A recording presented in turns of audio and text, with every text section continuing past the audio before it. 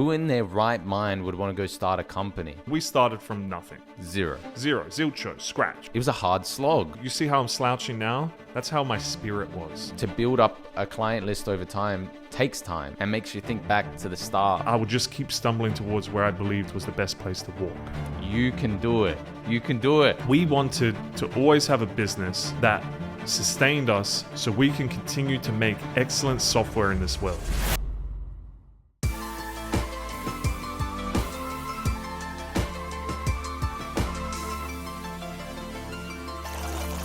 So I pick up the phone yesterday and I answer, and it's the managing director of a very well-known large firm nationally across Australia, right? And this is a common occurrence. It's not a shock, but it led me to think that day, because when I hung up, I was like, that's interesting. I know a lot of people that would really want phone calls like that.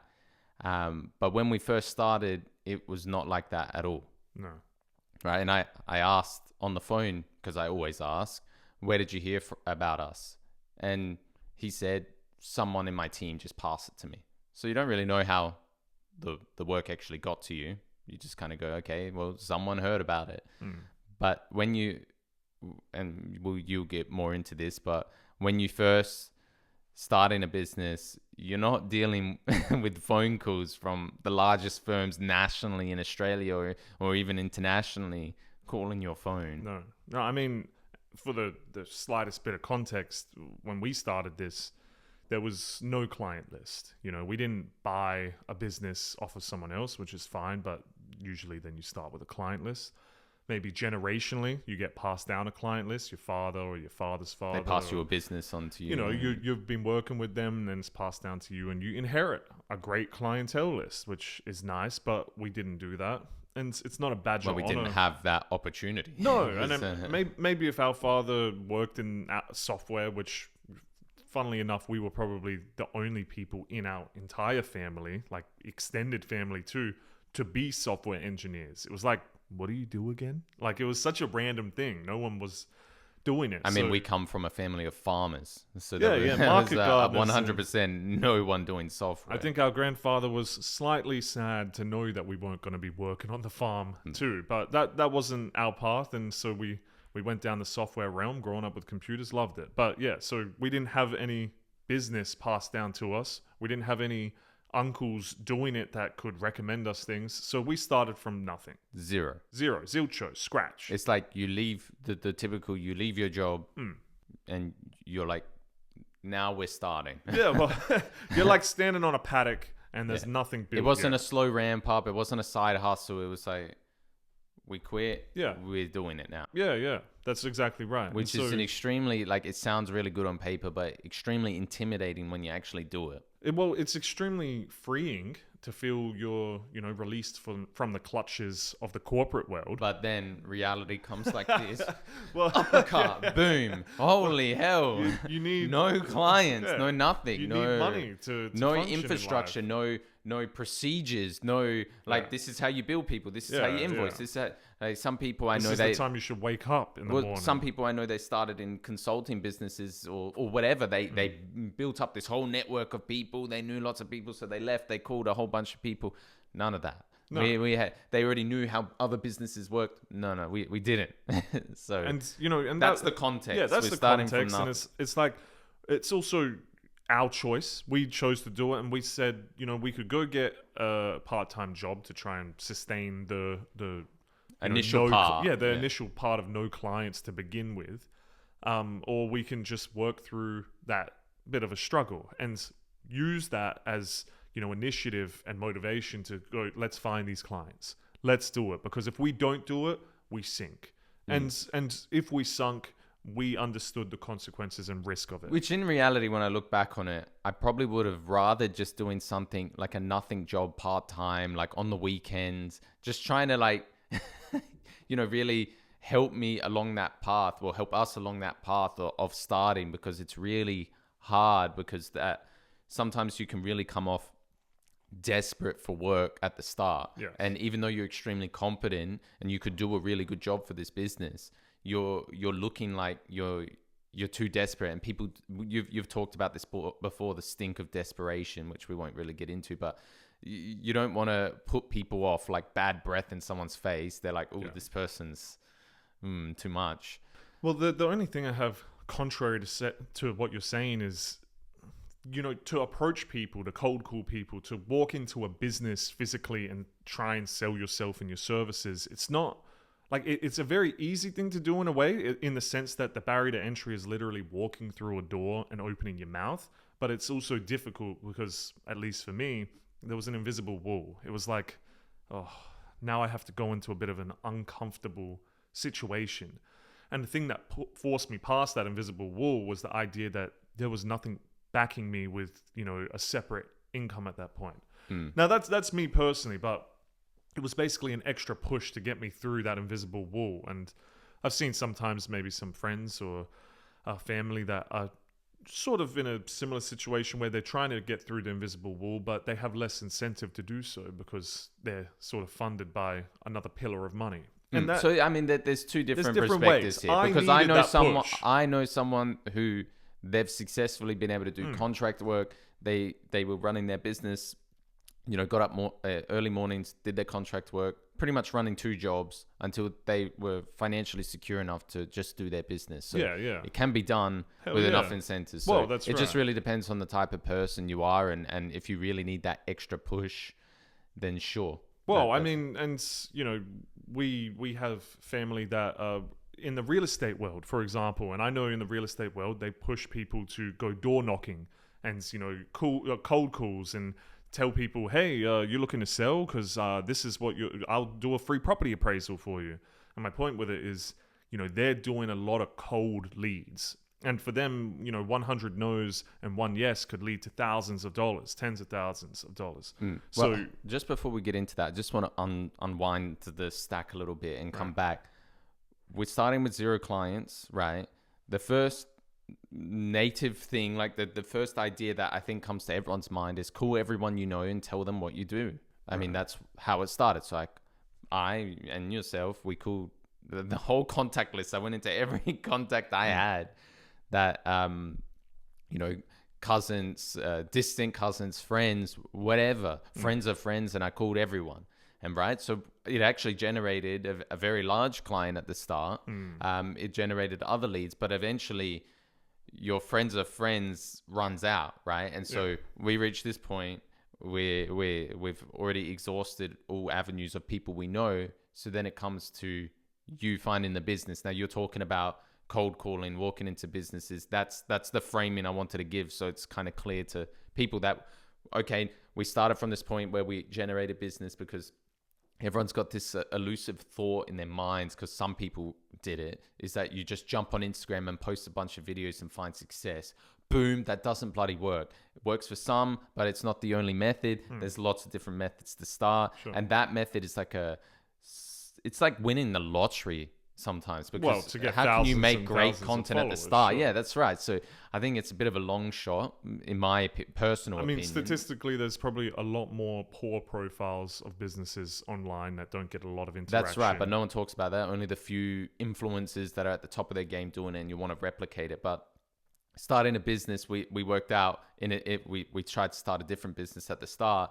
That posting a bunch of videos never got us nothing. And we did that for like a good year, right? And so we pivoted to, when we started the services business, Sanico, we went straight to, okay, we have to find people and get in front of businesses. And how do you do that? Well, you either walk into businesses, you call them and tell them about your services. Yeah. Not the pushy, overseas people calling you and spamming you all day, but just calling and saying, hey, I'm a local here, blah, blah, blah. I do this service if you ever need it. Well, that was the selling point at the end of the day, because for the most part, you did some cold leads, whether it was calling and I really hate calling it cold. I was just introducing myself to businesses. Well, it felt cold because for explaining to anyone listening, it was just we didn't know them at all. No, but it sounds like a creepy marketing technique. Well, you know what I mean? I really dislike it, because it was really people local to us that were just up the street, really. Well, and I was just calling them and introducing myself.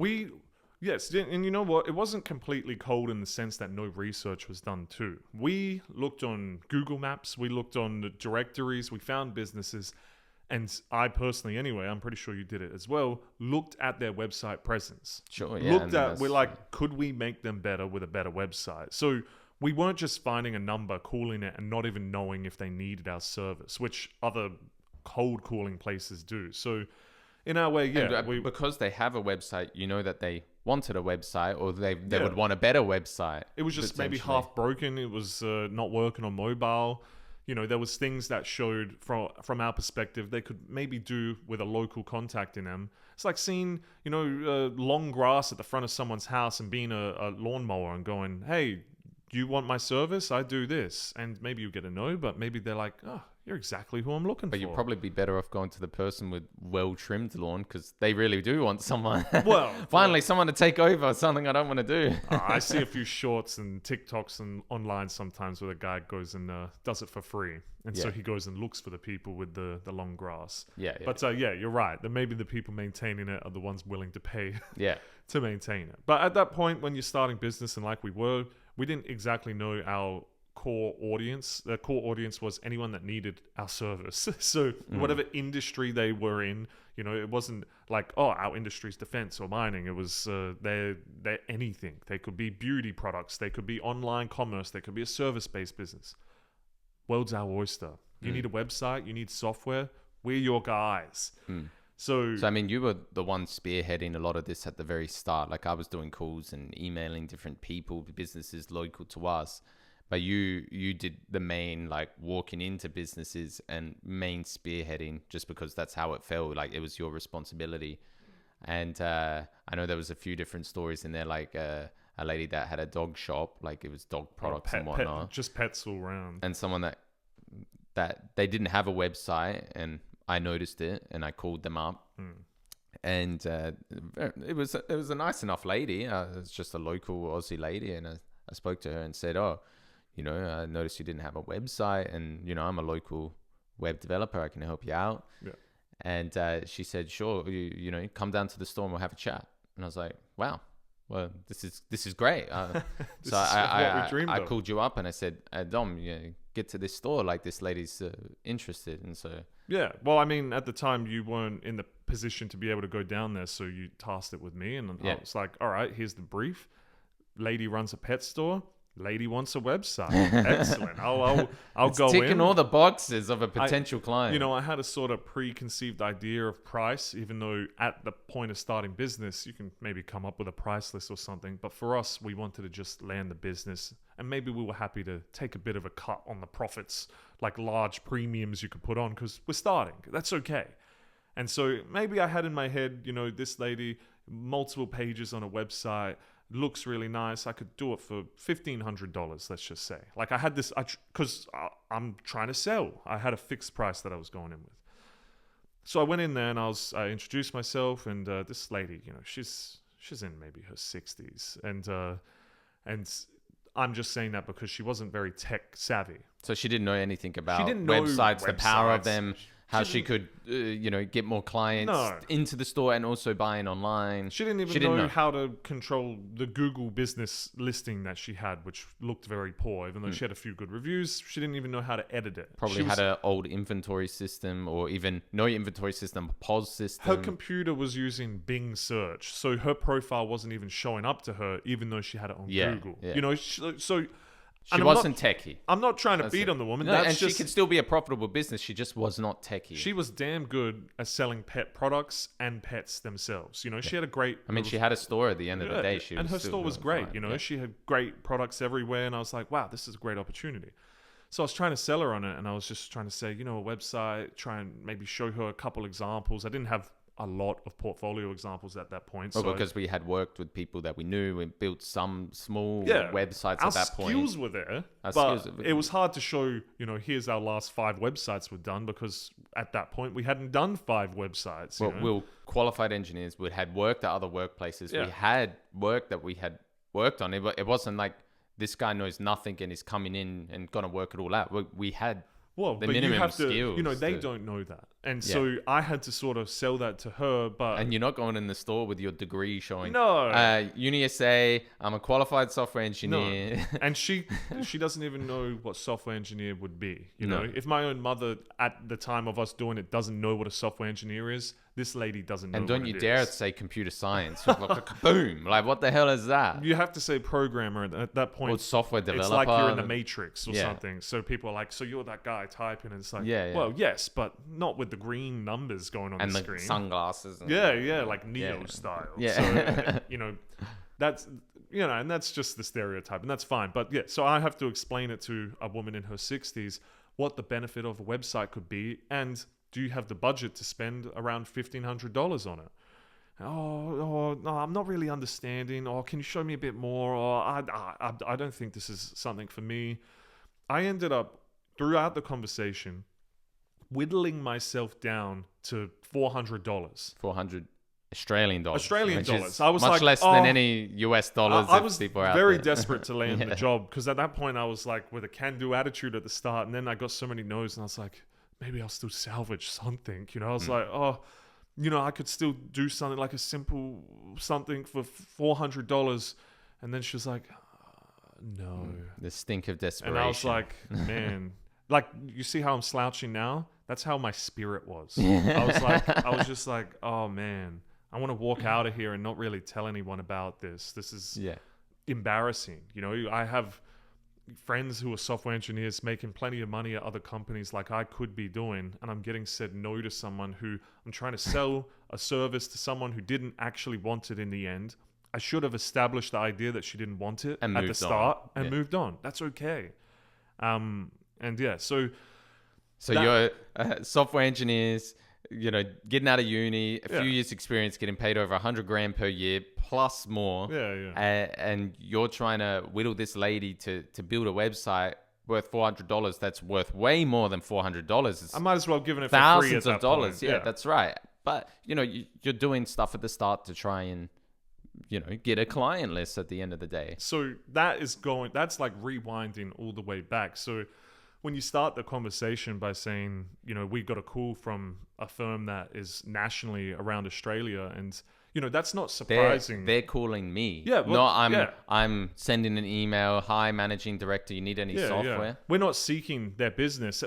We're happy to receive it, but we weren't actively aiming to them to land it. And they're calling us, and they're not the first as well of recent. Probably the past, few years, we've amped up to a point where people are coming to us because of our premium service and the reputation. Yeah, you build a reputation, you build a word of mouth, you have excellent material demonstrating what you do. You have an Instagram full of things, you have a TikTok full of things, you have a Facebook page full of things. Look, you hearing me? Full of things. A website with all the services, reviews on your portfolio, Google reviews, Trustpilot reviews. These things didn't come at the start. So how on earth are you meant to land jobs with these bigger caliber people, or even just word of mouth? When people always talk about word of mouth, I don't need a website, or I don't need this online presence because I got word of mouth. But the thing is, every client I've ever worked with said, I looked at your podcast, I read your blogs, I read your website, I looked at all your videos, you make some fun little videos there, and they said they saw everything. They didn't necessarily like it, like as in clicking like on the social media, but they saw it. Yeah, that's right. You don't need that validation of, a person from this big company liked my post. Yeah, and we're not sitting there with the analytics of, this reached 1,000, blah, blah, blah. We're trying to post what we find fun. Like today, we talked about what we wanted to film. I said, we had some ideas, and I was like, I can't talk about that because I'm just not passionate about it. Sure. But then we were talking about how, yesterday I got this call from this like really big client. It was a great call. It was just casual,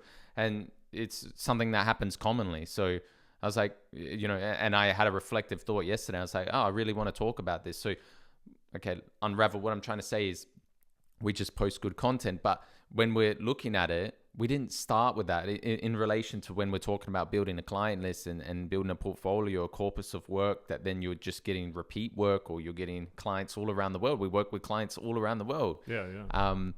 And you're saying, well, how do you achieve that? Well, let's go back to the start and see that it was it was a hard slog, Well, you know. I mean, And we were always a profitable company, right? We're earning money from the start. Profit was not a problem. It's not a huge like number that you know you'd go unbelievable. What a great earning business, you know. But we didn't have large expenses, and we'll put in all the money into we'll take in the money. It wasn't like put all the money into the business and build it. It was like we'll earning the money. So there's a lot of people who say that all software businesses have to be startups. Even just a recent job application I put up, someone said, I really want to join your startup. I was like, this is the software world. People had this misconception. It's the startup scene. No, there's software businesses that are run like your local bakery, or, you know, they're not looking for scale. They're just an extremely competent team. People seek them out. You know, it doesn't have to be 1,000 employees. It's like a very strong, tight-knit group, 5 to 10 extremely competent engineers. You know, but as we've found in our industry, there's not as many companies similar to ourselves, because a lot of the software engineers have an expectation to make a certain amount out of uni. Oh, yeah. So, you know, to just drop all of that and try and run your own business, a lot of them would just want to, you know, contract the business that they were working for originally just to try and still make that amount of money. And in our case, not many people are willing, I guess, to drop. It's hard. When you're first leaving uni, you're paying to be there. Well, it feels free because in Australia, we have something called HEX debt, which the government gives us a loan and then we have to pay back. You know, you will pay this back.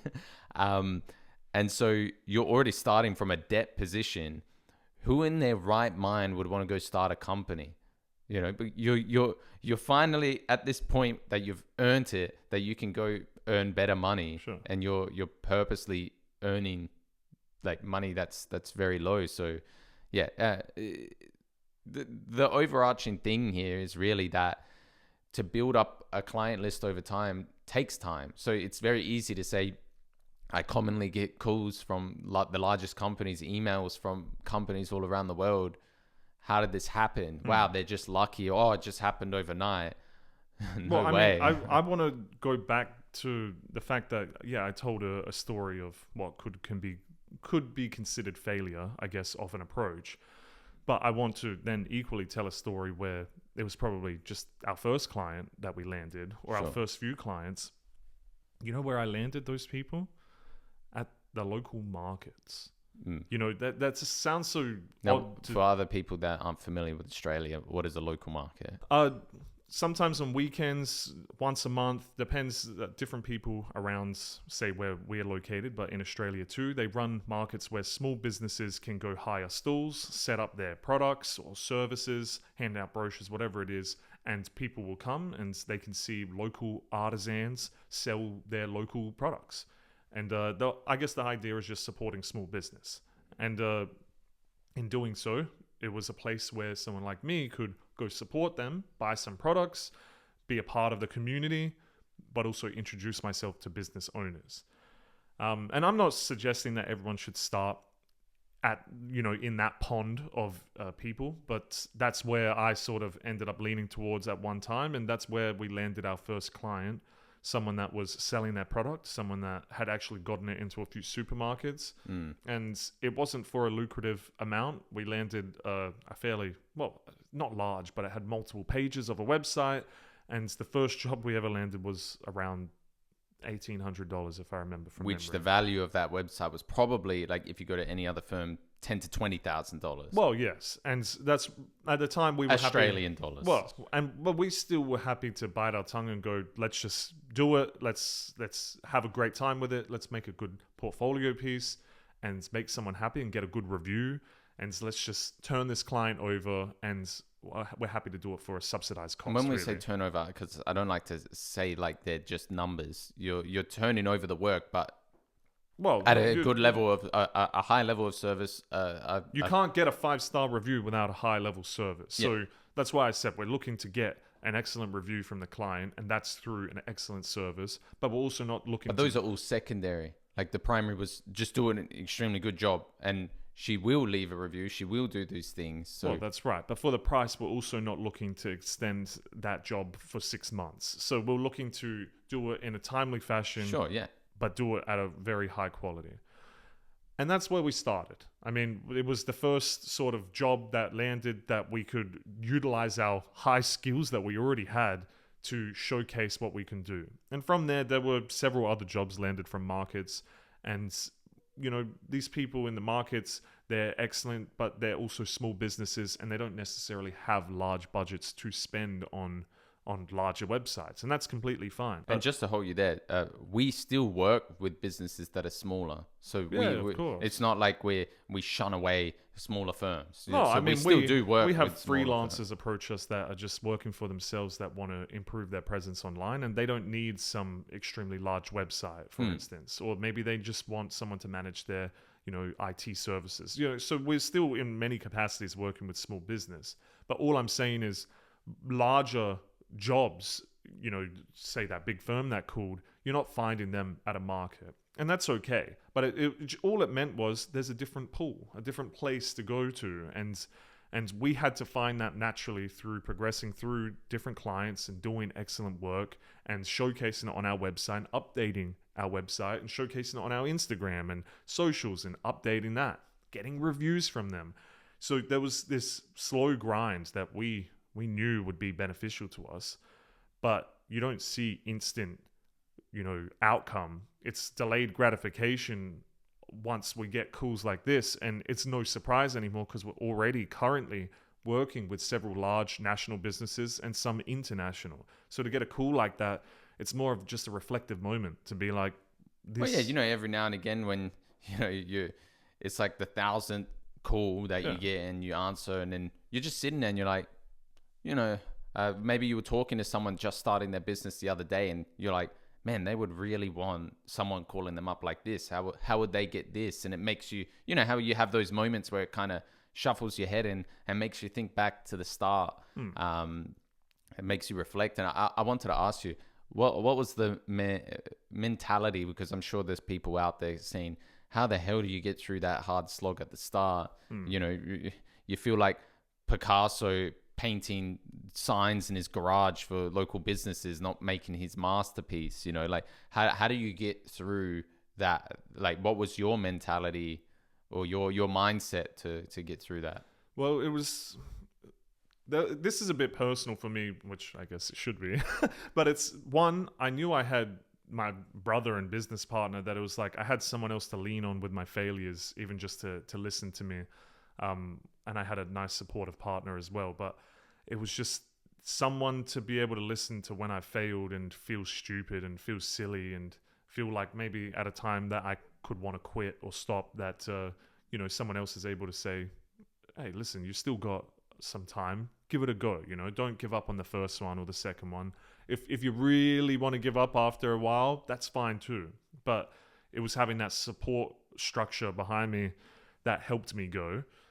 And then on the other side of it, it was just knowing where I wanted to go. You know, we wanted to always have a business that sustained us so we can continue to make excellent software in this world. That was the goal. It's never really changed. No. We want to write and make excellent, useful software. And we're passionate about that. We're so good at our skills, and we've now found people that are working with us in the company to write good software, and we're passionate about that. But at the start, when it was just us two, that was still the goal. And we wanted to make this service side of the business sustainable so we can continue to make our own products, work with companies and make their products, and just make good goddamn software. Yeah. That never changed. No. But we just didn't have those clients at that point. So I guess I just had a pretty strong Northern Star, if you want to call it, just to walk towards or guided towards that, even if I was stumbling left or right. And I had the support structure, maybe a couple people walking with me. I felt, you know, my own partner, my business partner, that I would just keep stumbling towards where I believed was the best place to walk. And that worked out in the end. And I think you know, you say people walking with you, but there's also sometimes people walking against you or putting barriers up. Like, I think anyone out there who's started a business or starting a business, they would know what that feeling is like when people are checking in saying, how's your business going? Or asking you, oh, you know, it doesn't sound like you're doing too well, and kind of throwing shade at you. Sure. That you're, oh, okay, maybe I'm not doing so well. Like, oh, "Oh, Sav, you're only earning that. Maybe you should go get a job." And like, kind of, they're like the devil on your shoulder, like, quit, get out of here. And Well, you're I like, had "Oh." people randomly ask me out of the blue, "Do you regret leaving your job?" And it was like, well, I mean, no, because I'm passionate about this. But yes, it's tough right now that we're not making a lot. And that was in our Like, we're first still years. profitable. It's just you're not earning the top software engineer Well, rate no. at the very start Well, that's of a right. business. And to go from that point to what is a lot less makes you feel like you're not earning anything, even though you are still earning something. So, I like that you've brought this up, because at the end of the day, it's just reflecting. We do have multiple calls coming through, or inquiries through the website. There's different avenues they're coming through, and they're both small, medium, large, international, national. They are all different varieties that at the start I would have wished for. Even though I want to say one thing, the big clients could have also crushed us at the start, because we didn't even have any processes set up correctly. No contracts, no know-how. No, exactly. No internal processes that were ready, and no quoting system to understand what we were even worth to charge a very large client. So, Well, because you could really sink as a services business underquoting yourself for a large job. that's right. You're out of business. Exactly right. And I don't want to go too into that conversation, because that could be another time we discuss that, but it could be crushing. And it's nice to know that we've built, what felt like a life raft at the beginning of business to a large cruise ship, and that's, I'm not trying to talk up our business. I'm just trying to say we've built it to that we're sustainable, that a large client or a small client comes, whatever their needs, we can assess it. We can tell them our advice, and they can choose whether to continue with our services or not. It's okay if they don't, and it's fantastic if they do. And we will work it out, because we're excellent at what we do, and we have the skills to do it. Well, I hope this reflective thought of mine and the discussion we had, resonates with someone out there that is going through the struggle at the start, or is currently in business and wanting to step it up.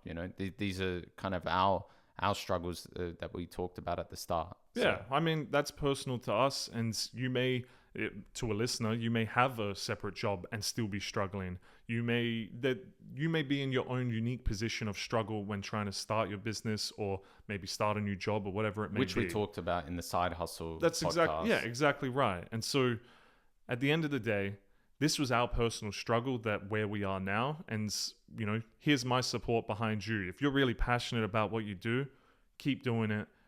Reach out to those that are around you to see if they can support you. Ignore the ones that don't, and the ones that do, lean on them, because, at the end of the day, if you've got the time and maybe a few of the resources to put towards it, and you're passionate about it, I say do it.